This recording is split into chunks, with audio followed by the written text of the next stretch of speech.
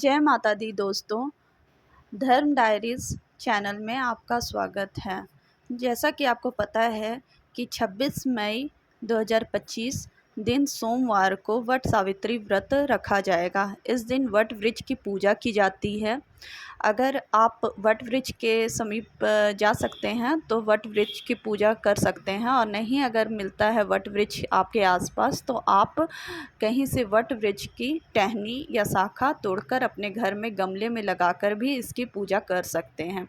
और अगर आसपास आपके वट वृक्ष है तो वहाँ जाकर आप पूजा कर सकते हैं। तो वट वृक्ष की पूजा करने के लिए सबसे पहले आपको सुबह नहा धोआकर साफ़ सुथरे वस्त्र, नए वस्त्र है तो नए वस्त्र, नहीं तो पुराने ही स्वच्छ वस्त्र पहनकर सोलह श्रृंगार करके जाना होता है।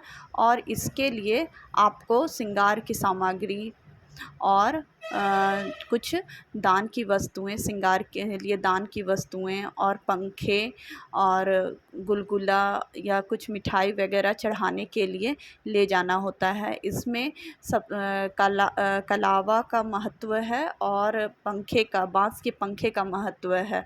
तो इस दिन आप एक दिन पहले ही काले चने भिगो के रख दीजिए, क्योंकि इसमें काले चने का भी महत्व है कि उसमें काले चने चढ़ते हैं। और कुछ फल, मिठाई, जो भी ऋतु फल उपलब्ध हो वो ऋतु फल ले लीजिए, कुछ मिठाई ले लीजिए, बतासे ले लीजिए, काले चने, भिगोया हुआ काले चने ले लीजिए, श्रृंगार की सामग्री ले लीजिए। कोई लाल वस्त्र है तो लाल वस्त्र, नहीं तो कोई लाल टुकड़ा ही नया ले लीजिए। और आप ये सारी सामग्री लेकर वट वृक्ष के समीप जाइए। और वहाँ पर सबसे पहला काम होता है वहाँ पूजा करने के पहले कि आप एक लोटा जल जो लेके आए हैं साथ में, उससे आप पहले वट वृक्ष को सींचिए।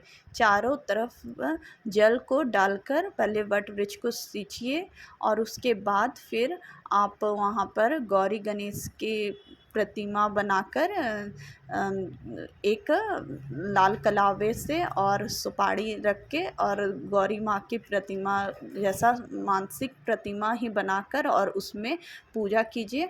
और उसके बाद गौरी गणेश की पूजा करने के बाद आप वट वृक्ष के नीचे जो पत्ते होते हैं उसको, एक पत्ते को अपने मतलब बालों में श्रृंगार के रूप में लगा लीजिए।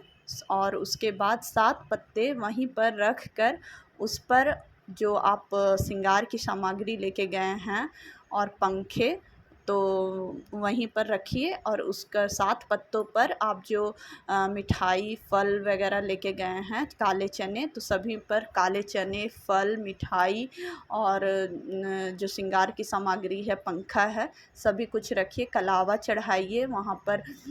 जो बर के जड़ है वहाँ पर आप सिंदूर और हल्दी, कुमकुम से तिलक कीजिए, अक्षत चढ़ाइए। उसके बाद फिर धूप, दीप, अगरबत्ती दिखलाकर आरती कीजिए।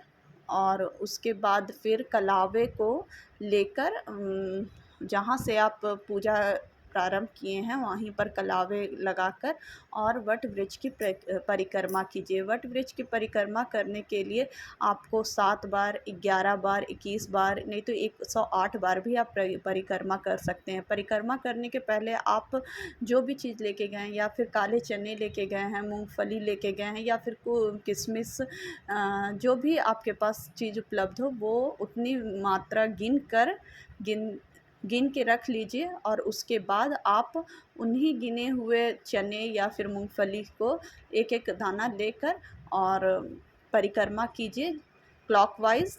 और जब आपकी परिक्रमा जहाँ से आप प्रारंभ किए हैं करना, वहीं पर पहले एक दाना चने का गिरा दीजिए और सिंदूर लगाकर वो सिंदूर अपनी मांग में भी लगा लीजिए।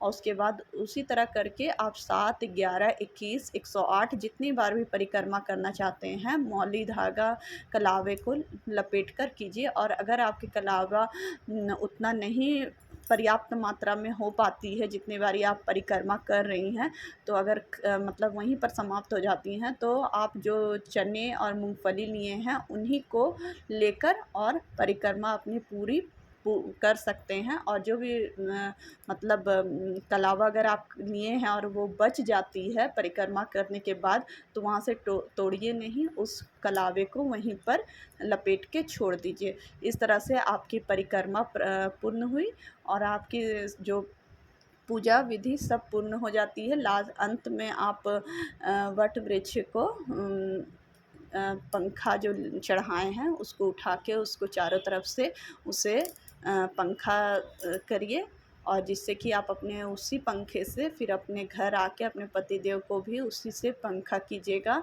हौंकिएगा। और उसके बाद पंखा करने के बाद वट वृक्ष से गला मिला जाता है।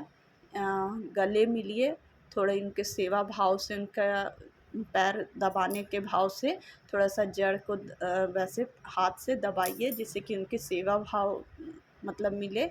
और उसके बाद फिर आप जो भी सामग्री चढ़ाए हैं, या तो अगर आप श्रृंगार की सामग्री दान करना चाहते हैं तो कुछ दान करने योग्य जो चीज़ है वो आप उठा के किसी योग्य ब्राह्मणी को दान कर दीजिए। और अगर नहीं है तो आप उसे अपने यूज़ में भी ले सकते हैं, आप अपने उपयोग में भी उसे ले सकते हैं।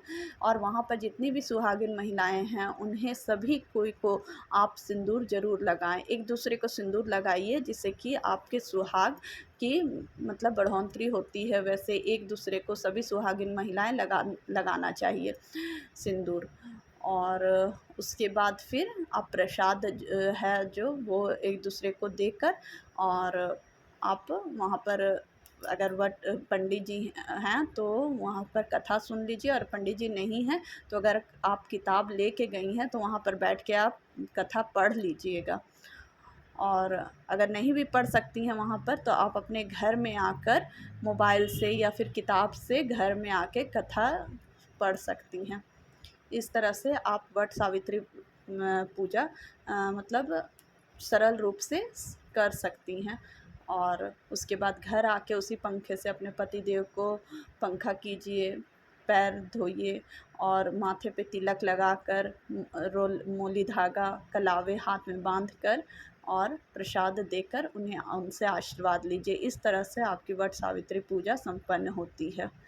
तो अगर आपको ये वीडियो अच्छा लगा हो तो प्लीज़ इस वीडियो को लाइक कर दीजिएगा, मेरे चैनल को सब्सक्राइब कर दीजिएगा। आपके एक लाइक से मुझे बहुत ही अच्छा लगता है, जिससे कि मुझे ये पता लगता है कि आपको मेरा वीडियो पसंद आया है। जय माता दी दोस्तों, फिर मिलते हैं अगले वीडियो में।